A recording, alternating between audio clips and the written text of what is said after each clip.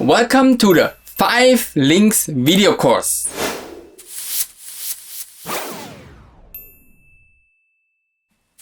Depth of field. How was it?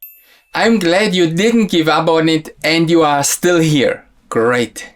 We already covered several camera settings, technical settings, exposure related settings, and settings related to the style and the look of the image.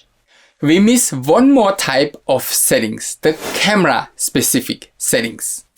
As the topic says, is very specific to your camera, and I don't know what kind of camera you have. So check out your own camera, and I really encourage you to read the manual or to watch some videos about it.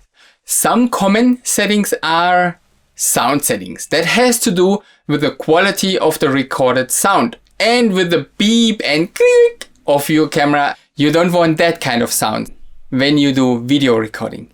The next settings is the grid. We already covered that. It helps you to frame your image. Next is histogram. That has to do with the brightness of the image. And then we have zebra. That has to do with a specific brightness in your image. Focus picking shows you what is actually in focus. As I said, I don't know your camera, so it is hard for me to tell you what to set and what your camera can do, especially when it comes to mobile apps. The more expensive one, of course, have also more options to adjust. If you have any questions in the comments, you can write your questions and I will get back to you with an answer. It's also a matter of taste. What do you want to see on your display? Is it zebra or focus picking or both? These tools are a great help, but sometimes they are also in their way. The choice is yours. It is good to know what your camera is capable of.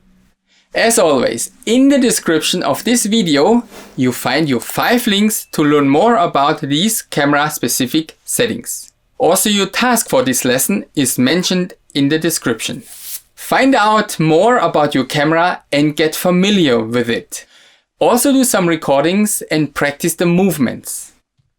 As you know, it's 10 seconds steady, recording steady. Do you move? Again, 10 seconds before you stop your camera.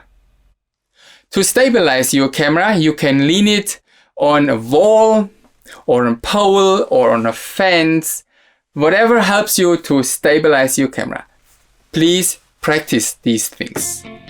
Feel free to comment, share and like this video. And as always, please do your task and record. Have fun with it and see you later in the next lesson. So maybe one of these lessons we can add instead. Okay, great. Yes, done. Finally done. And I think that's it.